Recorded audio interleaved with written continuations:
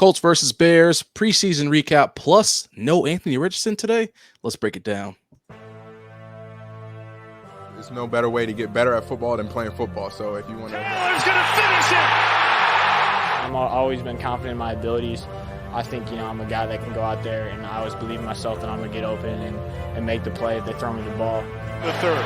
Ryan, end zone shot for Pierce. He caught it! Oh, what a... Hello, everyone, and welcome to the Colts Cast. We are here to talk about everything and anything Indianapolis Colts. He is Jamal Lawrence, and I am Eric Smith, your co-host of the Colts Cast. Ladies and gentlemen, please like, subscribe, and comment below if you are on YouTube. Only if you are on YouTube. Look, we love to interact with all of you guys. The likes get us to other Colts fans, and subscriptions, it's basically about ringing that bell so you know when any episode pops up. Exactly like that. Jamal, look, Chicago Bears, they battled the Indianapolis Colts tonight in week 2 of the preseason. We're recording pretty late at night, guys, about 11:30 Eastern time. The Colts beat the Bears 24-17. Game was pretty entertaining to watch, but one big thing happened. The starters did not play at all, with the exception of players who are competing and may end up starting eventually. This means Anthony Richardson did not take a snap tonight. And Jamal, why is that? What happened? Because I got stuff to say about this, and I need to know what you think about this. Was it a great decision? Was it a bad decision? Let me know. Colts are running game on all of us, man. Everybody was too hype. First home, it's preseason game, but call it what you want. First home appearance for Anthony Richardson. They even put him on the screen before they ran out the tunnel. It was on the screen when they turned the lights off and all this stuff. Everybody's all hype. Runs out there, full pads on. Don't see the field. Bruh. Sickening. They knew what they were doing, dog. They were running game. And I understand that they got a bunch of reps during the joint practices. I understand that they probably got better reps than what they would have gotten out of the preseason game. However, for the fans' sake, let's see this man on the field, man. I think just like myself, everyone else who was out there today was probably a little bit upset, that we didn't get a chance to see him, just because we're excited. It's 13 games, guys. 13 games he's played. I know these practice reps count for something, but we saw the Buffalo game and we were excited for that. So why not get a chance to see him go again for a third time against a defense he got to play back-to-back days? It would have been just a great time to see him get out there and develop a little bit. So I was a little disappointed at that. Of course, there's a rhyme to the reason. I'm sure Shane Steichen has something up his sleeve where he just didn't even want to bother getting him out there. But it was very disappointing, just like I said, because they teased us so much. We saw him during warmups. We saw him, we saw him on the screen before they ran out the tunnel, and then he just jutted to the sideline and chilled over there the entire time, no helmet. So, man, yeah, I was expecting him to play tonight. Like, I turned on my TV. I was like, "Where's Anthony Richardson?" Like, I didn't even check social media, check updates, see who was started. I saw Gardner Minshew step on the field. I said, "Oh boy." So I said, "Look, I guess Anthony Richardson isn't playing tonight." I get he's the starter week 1 of the regular season, but like you said, Jamal, 13 college games, 1 preseason game, and 1 joint practice, and he's good to go. I think he needs all the reps he can get. I'm not a big fan of this decision made by Shane Steichen. Sure, the Bears aren't playing their starters either, but there are a lot of starters on the Indianapolis Colts that kind of need some reps. Our offensive line was a little shaky last year, just a little bit. That's just what everybody talks about. Some presumed starters on defense definitely need some reps. Richardson needs reps. Gardner Minshew threw 15 passes back there with that backup offensive line, and I don't remember him getting touched. So either the Bears' pass rush was ineffective or the backup offensive line did their job. Either way, like I get it. The risk of injury is higher if he's out there in a week 2 preseason game. It's a meaningless game, but it's so much more meaningful for Richardson to get out on the field and get those live reps, in my humble opinion. in our humble opinion. It sounds like, you know, it's funny because I was, keeping track of these other preseason games that were going on. CJ Stroud played an entire half Are you against the serious? Dolphins. Yes, the entire first half. CJ Stroud was out there taking reps. Bryce Young played 2 drives against the Giants. He's the presumed starter for not even presumed, official starter for the Carolina Panthers come week 1. Did you know Patrick Mahomes was out there tonight? Out there playing an entire quarter like it was the regular season. What does Patrick Mahomes have to prove in the preseason? They just brought home a ring. Tua was fucking out there. He was in concussion protocol for half the season last year. And he was out there in preseason. So I just, am I making sense? Does Anthony Richardson need these reps? Or was it a good idea to keep him on the side and maybe play him week 3 of the preseason against the Philadelphia Eagles? I don't know what's going on, but that just feels like the wrong move to me. Yeah. It just really does. It's sure like anybody can get injured. We've already saw like 1 or 2 Colts players go down with ACLs. It can happen to anybody, but Richardson again is like completely raw at the quarterback position. I don't know, Jamal. Talk to me about it. What? I mean, I literally probably couldn't say it any better than you just did, man. I mean, we talked about, like you said, Minshew with the second line out there. I think he went 13 of 17 or 14 of 17. Correct me if I'm wrong. Point is he was out there balling, and he wasn't getting touched. So I would, and I know I said last week they better not let Richardson out there with the second group, because after what we saw, I said it's gonna be trouble.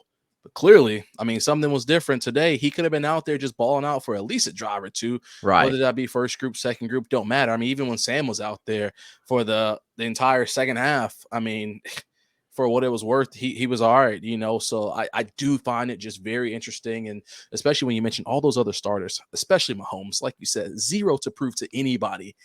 Zilch, nothing to prove to anybody. They're balling out. Just because. We were prisoners of the moment for that backup offensive line group. We saw what happened last week, and we were like, oh, they need some work.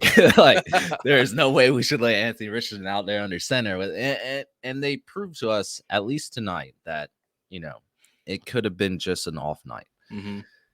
So I'm sitting here. We have a high-risk, high-reward prospect, and we do not even up the ante by $5 by putting them out there in a week 2 preseason game. We only got See what you did more. There. $5, number 5. Go ahead, keep going. Look, I'm a little confused because we only have 1 more week of preseason, right? Mm-hmm. And then it's week 1 against the Jacksonville Jaguars, who are the favorites to win the AFC South. Yeah, division rival. Yeah, I mean, and we have to play them at home. We have a lot of divisional games in the first 5 to 6 weeks. Mm-hmm. I don't want to talk about it anymore. Look, in Steichen we trust, right? That's what we like to say, dog. That's what we like to say. Oh man, look, this episode is brought to you by Manscaped. Today we're here with a sponsor for your bouncing bundle of joy. No, we're not talking about a baby. We're talking about your baby makers. That's right. Today's show is brought to you by Manscaped. But just like your babies, your delicate little guys have sensitive skin and deserve products that are not only skin safe, but made with safe ingredients. That's where Manscaped's Platinum Package comes in. From razors to shower care, this package goes above the gold standard for your body hair. So treat your beautiful boys to the world's finest toys at manscaped.com and use the code COLTSCAST for 20% off plus free shipping. Manscaped Platinum Package 4.0 is the one-stop shop for the man who deserves it all. They designed this package to allow you to fully align your entire hygiene routine with elite products. Inside the Platinum Package, you'll find their Lawnmower 4.0 trimmer, Weed Whacker, Ultra Premium Body Wash, Ultra Premium 2-in-1 shampoo and conditioner. Got a premium deodorant, crop preserver, anti-chafing ball deodorant, crop reviver ball spray toner, anti-chafing boxers, and the shed travel bag to hold your goods while traveling. That means Airbnbs will go much smoother for you guys. All essential items to your happiness. Get 20% off and free shipping with the code COLTSCAST at manscaped.com. That's 20% off with free shipping at Manscaped, and use code COLTSCAST. Use the Platinum Package because the gold standard is no longer good enough. Yeah. enough about Anthony Richardson. Let's talk about the Indianapolis Colts. Oh yeah. Gardner Minshew, 13 of 15, had a very efficient night, I would say. 107 yards, 1 touchdown, no interceptions. I do know he almost did have an interception. It was dropped by the defender because I think it barely hit the turf. It was the right call, but just saying, it could have been an interception. What also could have been an interception was that touchdown he threw to Juwan Winfrey. It went right through the defender's hands. Gardner Minshew, like I said, had an efficient night, but he also had a lucky night because he could have definitely been 0 for 2 tonight. And he had a lot of time in the pocket too. It's not like he was hurried or pressured or anything. It was just, I want to say he had 5 seconds to throw that touchdown pass down there. That's nothing against Gardner Minshew. It was a mistake. It was in tight coverage. It went right through the defender's hands. I watched it. It was a touchdown, like hooray for us. But we need to know that 9 times out of 10, that is going to be picked off by an NFL cornerback, safety. It doesn't matter who, but it's not going to go right through their hands 9 out of 10 times. But that 1 out of 10, he got it through. But all in all, like, I'm not mad at Gardner Minshew. He had a pretty good night. Sam Ehlinger. He played like Sam Ehlinger. There we go. I'm being honest, Jamal. He takes a lot of carries. He led the team in rushing with 60 yards. 8 carries for 60 yards. It's really good. It's really good. Our running game was pretty bad today. Like, no one averaged over about 3.6 yards to carry. When your quarterback is averaging 7.5 yards to carry, it can be a good and a bad thing. He carried the ball 8 times, compared to throwing it 14 times. Like on a 4th and 8, I think we were just playing around, trying to see what we can do. Sam Ehlinger, he threw something down the sideline, receiver running a go route. I mean, completely off. I saw a lot of off passes. I saw a lot of good passes, but I saw a lot of off. Sam Ehlinger is Sam Ehlinger. That's what I'll say. I mean, he's actually a pretty decent runner. I do think he gets shaky in that pocket and will take off his first read if it's not there a lot of times. That's just how he operates. He's a nice dude, though, right? Yeah, he is a nice dude. He is a real nice dude. But no, like you said, dog, in all seriousness, there was a lot of interesting things going on, especially when he was running the ball a lot. And I don't know at this point now whether it's Steichen, whether he's just practicing some of these play actions and RPOs and things like that to see how it will play out with Richardson in the backfield. Because I mean, I really felt like every time Sam had the ball, I mean, he would fake the play action, and his next move was to start jetting. Like, he was just turning on the jets and trying to run. And I mean, call it what you want. I think there were times where the play probably could have developed into something, but when he play action and rolled out of the pocket, all of a sudden the play is broken down now, where we're trying to, you either have to run or make a uncomfortable pass, which is like that go route you were talking about, which is why he couldn't get it downfield, because he was just at a very awkward angle trying to get this ball downfield. So I don't know. I will agree. I do think it was just a very Sam Ehlinger night. Nothing special, but definitely found interesting just on some of his plays where he would it looked like he wanted to commit to the run instead of trying to get a pass off, but then he wouldn't. He would slow up, and then he would try to make a decision. And I'm like, dude, just run the ball while it's 1-on-1. You want a corner, or you want a safety, or try to get that rock out of here. But I feel like there was a lot of hesitation, and I mean, it just could be his play.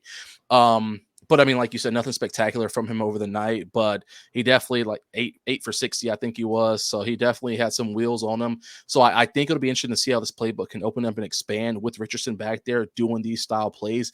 Because when I think of that, I think it was a 3rd down and 3 where Sam ran and got that first down, and he ran out of bounds real quick on to the right hash. I just envision Richardson getting that, and in a 1-on-1 situation, I mean, he's definitely getting that 3 yards. And honestly, if he doesn't want to go out of bounds, he can probably take a head up and make a big, 10, 15, 20-yard burst and potentially get downfield even further. So interesting to see Sam out there doing his thing. But neither here nor there. Like you said, it's go ahead.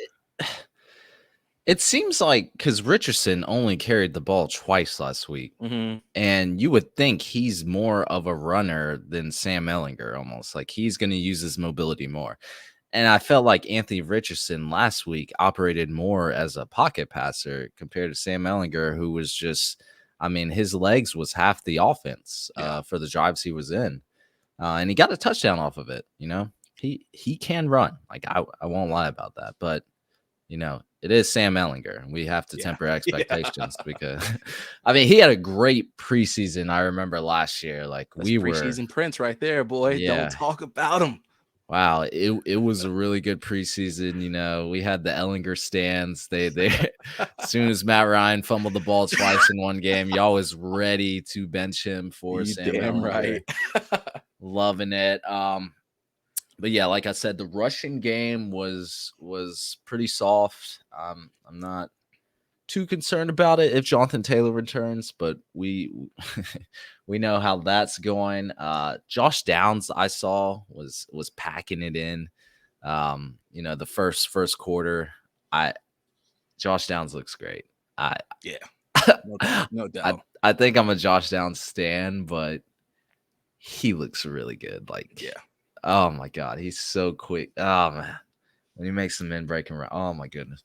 Other than that, Juwan Winfrey was kind of turning up a little bit. Farrell Brown made a really good catch in tight coverage. I do remember seeing that.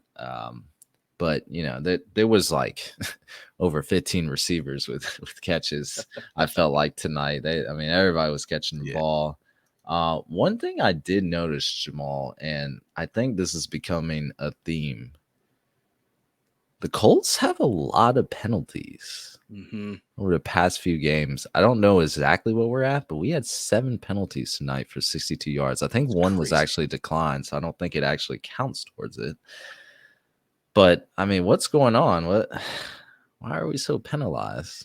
I don't know, man. There were a couple holds that were missed that they probably should have called too. Because there was one we were down in the red zone when Sam was in there and he just rolled around. I forgot who the lineman was. I think it was number 60. He was locked and loaded on him. And I'm like, oh, the ref has to call it. And he didn't call it at all. I don't know what the deal is, man. We had a legal man downfield, a bunch of holds. I think we had an offensive pass interference, I believe it was. It's just a lot of random stuff going on, man. Yeah. I don't know why it's happening. But especially with the O-line, when we think about this Steichen offense, where every pass I've seen for majority of the game has been these quick dump offs. We can't be holding on a play that takes 3.5 seconds to develop. That's just not good. That means you are losing the battle from the beginning. From the time the ball is snapped, you've already lost the battle if you're holding on a 3-second play. If this were a 5-step drop back, 7-step drop back, and we're going for a goes, then sure, I could understand a hold because, all right, now this play just extended to 7 seconds because we're trying to wait for everybody to get 15, 20 yards downfield. But when I'm hitting a Josh Downs across 7 yards away from the ball, and he's fast, so he can get there quick, I don't expect a hold from anybody on the offensive line. Yet we were still getting this. I don't know what the deal is, dog. Yeah, I don't know either. Let's talk about our defense. Had a Nick Cross sighting. Yeah. It's been a minute, right? Yeah. Kansas City last year.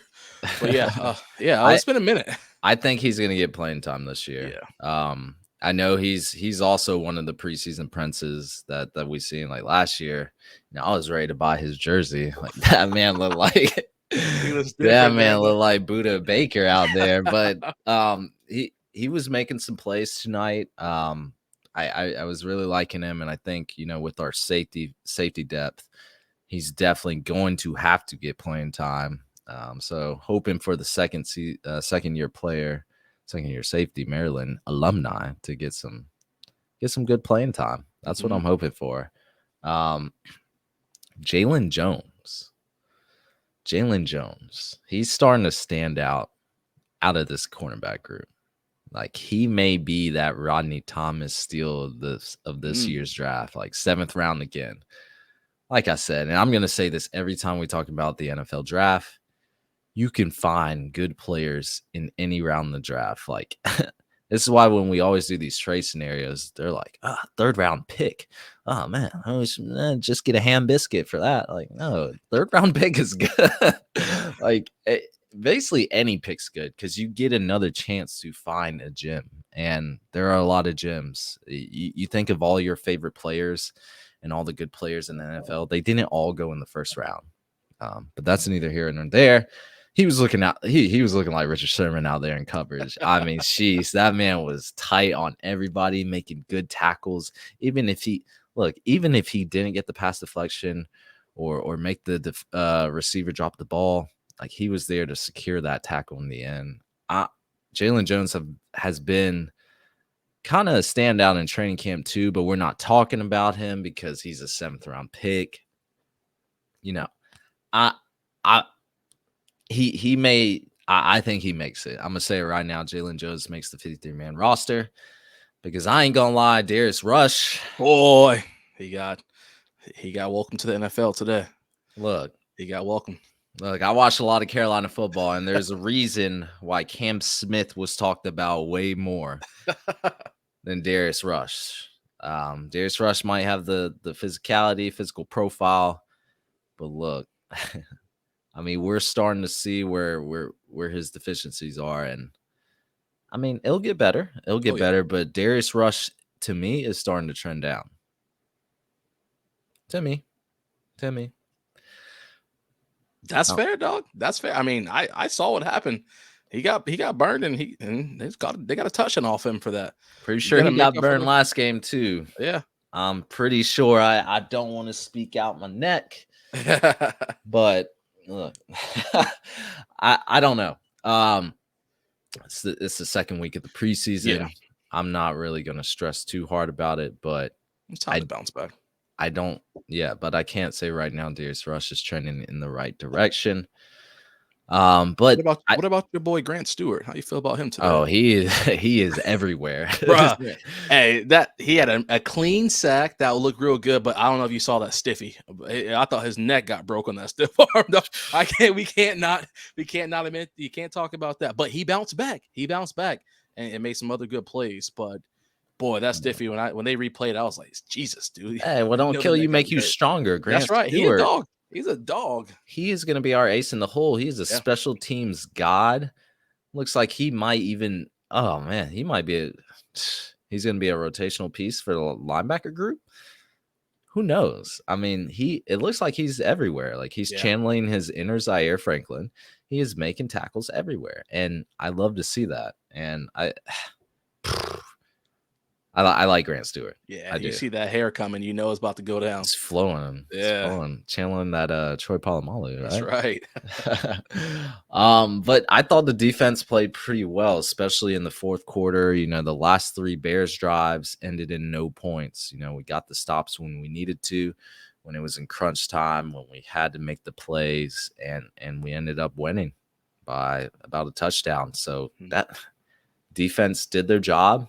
I thought it was great. Of course, you know, none of the starters plays. This is kind of a fictitious game, but it's still good to see that our backup group can beat another backup group. It's just that simple.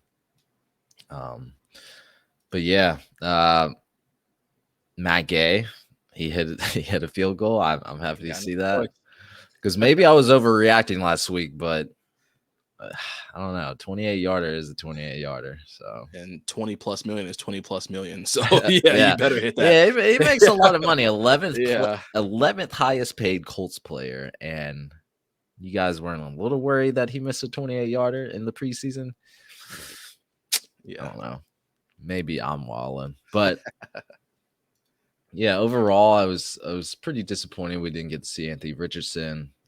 Like I said, there were a lot of quarterbacks who played this week, a lot of starters. So not giving Richardson those reps, I felt like we were doing a disservice to him, especially to the fans who came out to Indianapolis to watch that game. Yeah, I know it's preseason, but you know, I just feel like Richardson needs those live reps. But He definitely needs him. He definitely needs him. But you know what, man? Speaking of fans coming out, I don't know if you saw, but Jim Irsay was talking today.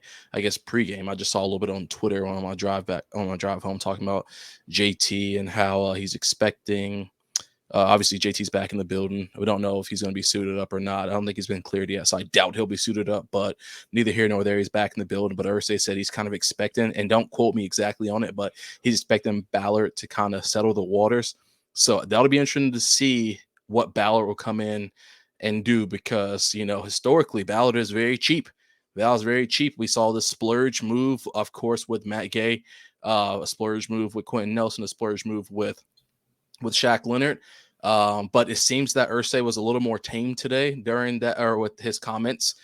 Seemed that he has take a step back, and he was saying how, he loves JT and his family and XYZ. So I don't know. I mean, of course, it could all just be fluff. It doesn't really mean anything.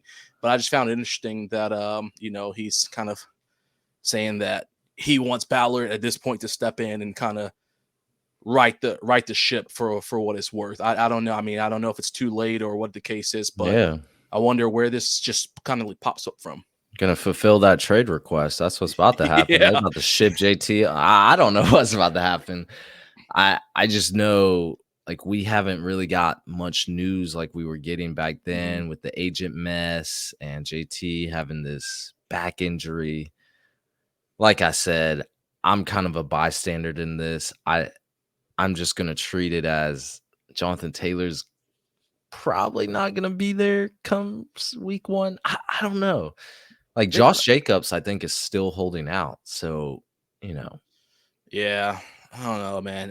I just know they're gonna have to change up a whole lot of highlight videos then, because every highlight video they played tonight had JT plastered all over it. So the graphics department is gonna be busy if they trade JT. I can tell you that much. I just want to let y'all know Jonathan Taylor averages 5.1 yards per carry for the Talk your Indianapolis Colts.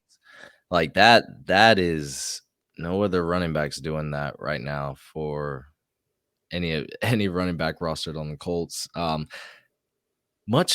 Not any running back is doing that in NFL for the team. And you can say, oh, he had a great offensive line to run behind, but I don't know. He was even doing it last year. I think he averaged like 4.5, and that was on a bad year on a bad ankle. There is a difference between running back talent when you talk about Jonathan Taylor or Deion Jackson or Evan Hull, but it all comes down to value and what Chris Ballard perceives that value as. And it sounds like, Jamal, with that quote from Jim Irsay, we are going to see what he's actually valued at. Yep. In the next coming weeks, boy. I just think it's so crazy because, I mean, like you said, that 5, or above 5 averaging on that 2021 season, or what, behind Braden Smith, I think. No. Career. Excuse me, career. Yeah. And then behind Braden Smith, averaging like over 6 running on the right side. I mean, come on. I mean, like I said, why would you not want a safety net like that in your back pocket? Of course, we could always go down this rabbit hole. Yes. That safety net. If I was Richardson, like, I sleep so much better at night knowing that when I'm ready to hand the ball off is going to JT versus Evan Hull. Nothing against Evan Hull or Deion or anybody like that, but let's call a spade here. I mean, if you pick in your fantasy squad and you can pick between Deion Jackson or Jonathan Taylor and both are playing, who you gonna pick? Like, it's just that simple. Not even that. Who you gonna put in the backfield besides you? Like you were saying with Anthony Richardson, like that's a dynamic duo right there, and we could talk about it all day, guys. That's like, we saw what Jonathan Taylor did in the 2021 season when healthy, behind a good offensive line. Like, he took over. Yes, we didn't make the playoffs because we had, your boy Jamal Carson Wentz right there. My boy. I'm still sick to my stomach when that breaking news popped up on my phone. But keep going. And Frank Wright back there, but that doesn't take away from the fact that man led the league in rushing with over 1,800 rushing yards with 18 rushing touchdowns. Like, he's the heartbeat of this offense, and if he's not back there, it's just going to be harder for this offense to operate. It won't be impossible, but it will be harder. Yeah, you can't reciprocate that Bills game. I mean, I know people love to bring up the past, talk about ex-Colts players and all this other stuff. Yo, I know we talk about Manning, we talk about Luck, we talk about Reggie, we talk about Harrison. Can we talk about 5 touchdowns against a Bills defense? Against the Bills, this dude put a five boy up himself with the help of nobody else. Nobody want to talk about that. Yeah, but neither here nor there. I mean, how many rushing yards he had that game? Over 200. It was crazy. Did he really? I'm pretty sure he had over 200 rushing yards that game. That was a crazy game. Y'all gonna have to, hey viewers, please comment below. I need to know. I'm not gonna search it up right now, but I need to know how many rushing yards he had that game. All right, I'm sorry. 32 carries for 185 yards, 5 touchdowns. Sorry, I was 15 yards off. Don't chew me up. Jeez. All right, viewers, you don't have to do anything. You can like the video if you've gotten this far, though. That's right. Hey, Jamal, anything else we need to talk about? I think that's all it, man. Until we see Richardson out there next week. If we see Richardson, that's right. If we see, see what the updates are for this week, man. I'm excited though. I'm excited. To be back out there. I'm always excited. Look, that's going to be it for us, everyone. Thank you for listening to the Colts Cast today. We're live on Apple Podcasts, Spotify, YouTube, or any platform you use to listen to podcasts. We'll be back next time to give you some more Indianapolis Colts content. Y'all take care. Have a good rest of your weekend. That's right. Enjoy the weekend.